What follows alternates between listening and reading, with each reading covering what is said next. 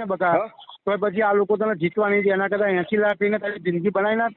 મારે કશું લેવાનું નહીં. હું તો તને સારા માટે ફોન કર્યો. મારે 1 રૂપિયો લેવા નહીં તારામાંથી. મારા જિગ્નેશભાઈ, પણ મારે તમને ચોખ્ખું ચાટ તો કીધું કે મારા ગમે તે જેટલું થાય મારે પાછી ખેંચવાનું નહીં છે. મારી વાત સાંભળ. જો હારી ગયા ને પછી આ લોકો હેરાન કરશે. એના કરતા 80 લાખ લઈને આપણે લાઈફ સેટ કરી લેવાય. બધા બીજેપીમાં, બધા પોલિટિક્સમાં જો આ યજ્ઞેશભાઈ 200 કરોડના માલિક હતા, અત્યારે 4000 કરોડના માલિક. બધા રૂપિયા માટે જ અંદર આવે છે. પછી તારી ઈચ્છા કરવું હોય તો મને કહેજે, હું ગમે તે છેડો વજાડીને તને હું છૂટું કરી દઈશ. બાકી તો 80 લાખ મળતા હોય ને બધા 80 લાખમાં તને 28,000 રૂપિયા વ્યાજ આવે. બરાબર, 28,000માં તારું ઘર બી ચાલે ને બીજો ધંધો બી તું સેટ કરી શકે. અને એવું નથી આપણા હાથમાંથી આ વાત જતી રહી. નેક્સ્ટ ટાઈમ આપણે પાછા પડીશું અંદર, પાછા 5 કરોડ લઈશું. શું લે ગભરાઈ જતું? પહેલી વારમાં 70 ને 80 મળતો લઈને છૂટો થઈ જાય. હું તને સારા માટે કહું છું, મારે કશું લેવાનું નહીં તાજુ. કરોડ આલે ને તોય મારે પાછું નહીં ખેંચવું. તમે સમજો વાતને જિગ્નેશભાઈ? તો તારી ઈચ્છા. બાકી અત્યારે જો આ ટાઈમ જે છે ને તારો, એ તાર રૂપિયા બની જશે તારા. અને પાછળ એવું નથી. પાછળ 5 વર્ષ પછી પાછી બીજી આવવાની જ છે.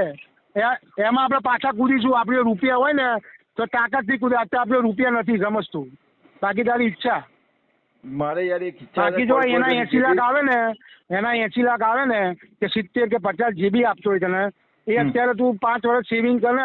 પછી આપણે તાકાતથી લડીએ ને તો આપણે 10 કરોડ બી માગી શકીએ.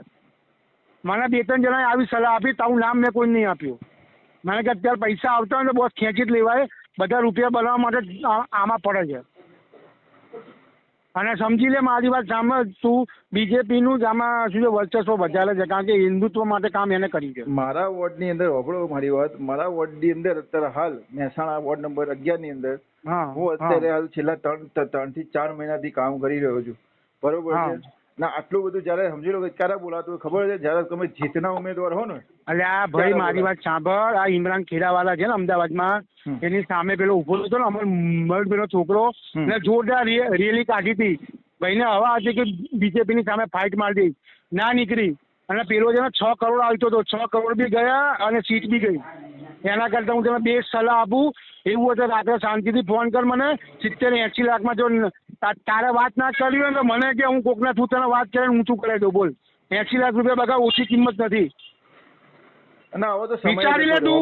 વિચારી લે તું. મને શાંતિથી કહેજે. મારે કોઈ લેવા દેવા નહીં તારામાં. હું તો તને એક બ્રાહ્મણ તરીકે સલાહ આપું છું. ભલે તાજો બાજ્યો હતો ને તો તાજો અત્યારે ઉભો રહેવા આવ્યો છું. પણ જો સમજી લે તારી લાઈફ બની જશે. તમારે પાછળ 5 વર્ષ પછી. પણ મારે તમને શું કહું છું, તમને લાગે છે કે પૈસા ને લઈને વેચી જઈશ? તમને કોઈ અંગલ આટલા વર્ષોથી તમે મને ઓળખો છો. અલ્યા તું સમજતો નથી. પૈસા માટે જ આ બધા પોલિટિક્સમાં બધા ઘૂસે છે. જો હર્ષ સંઘવી જે છે એ શું છે? આ પોલિટિક્સ જ છે બધા. આપણે જે તું આ એન્ટ્રી કરી ને, યજ્ઞેશભાઈ શું હતા? કોંગ્રેસમાંથી બીજેપીમાં આવ્યા. એના પપ્પાએ 40 વર્ષ કામ કર્યું હતું. યજ્ઞેશભાઈ લાત મારતી હતી તરત જ.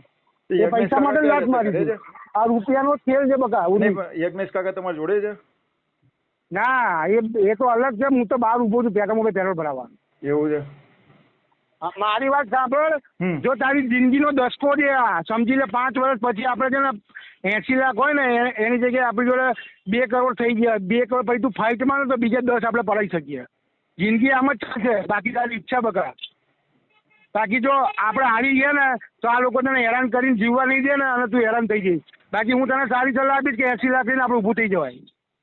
80 લાખ એટલે બકા નાની સૂની કિંમત નથી. હું આખી જિંદગી નહીં કમાઈ શકું તો તું નહીં કમાઈ શકે. તું શાંતિથી મને વિચારીને ફોન કરું ગાડીમાં. મારા વાતના હોબળો યાર. મારા આખા મહેસાણાની અંદર કે અત્યાર સુધી કોઈ ઉમેદવારને આટલો ઓફર નહીં મળી યાર. એ તું સમજતો નથી. એ લોકોને તારાથી ખતરો વધારે છે.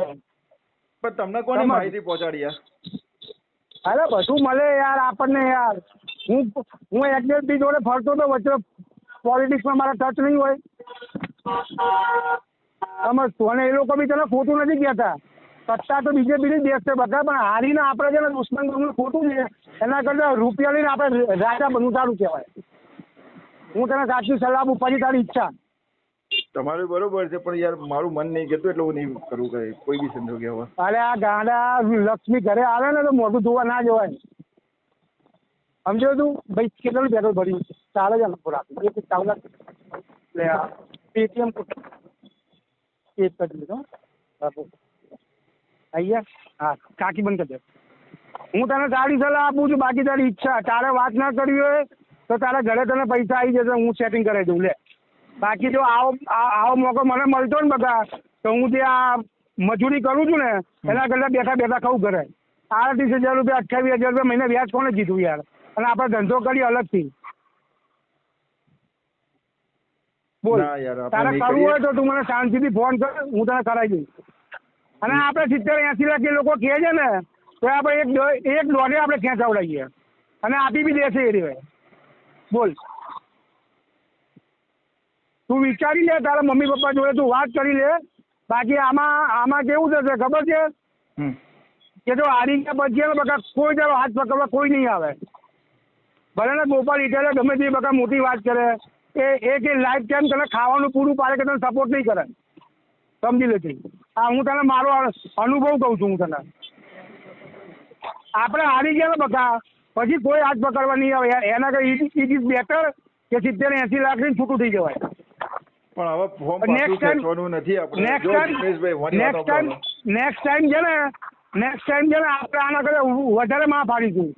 અત્યારે જો આપણે જો રૂપિયા નથી ને એટલે આપણે તૂટેલા છીએ. સમજી લેતી.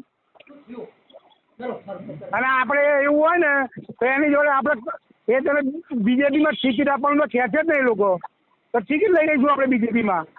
મારે નહીં યાર, બોલો મારી વાત. હું યાર પોલિટિકલ માણસ નથી, તમે સમજો વાત ને.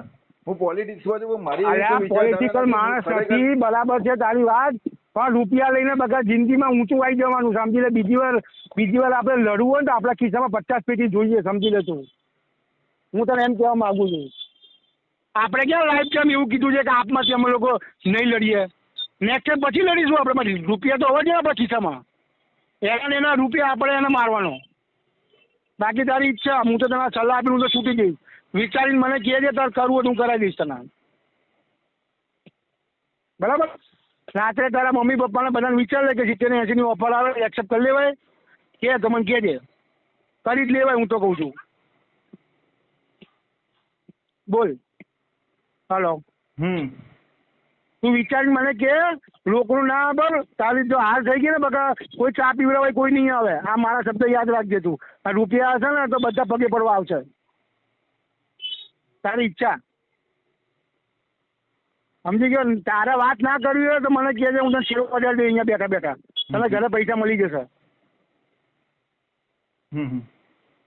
બરાબર. તું તારે વિચારીને કે ના કરવું હોય તો વાંધો નહીં, અને કરવું હોય તો મને કહેજે, હું કરાવી દઈશ તને. હલો. સારું. હેલો. હું શાંતિથી વિચાર, ઉતાવળ ના કર. મારે તો હું તો કોઈને વોટ નહીં હાલતો, બીજેપીને નહીં હાલતો, નહીં કોંગ્રેસને, નહીં કોઈને. આપણે હું તો વોટ નહીં હાલતો. એટલે તું પડ્યો ને બકા તારી જિંદગી બની જાય, મારે કશું લેવાનું નહીં અંદરથી. સમજી ગયો તું. આટલી જ વાત થાય આમાં. રૂપિયા લઈને બકા જિંદગી બનાવી લેવાની. આગળ રૂપિયા હશે ને તો જ દુનિયા ચાલશે. અત્યારથી જોવો જોઈ લે. બરાબર. 70-80 નું છે ને કોઈને ખાલી બેંકમાં વ્યાજ પૂછી લે કે 80 લાખ હોય મારી જોડે કેટલું વ્યાજ આવે કે દર મહિને કહીએ પૂછી લે જા ખાલી. બરાબર. શાંતિથી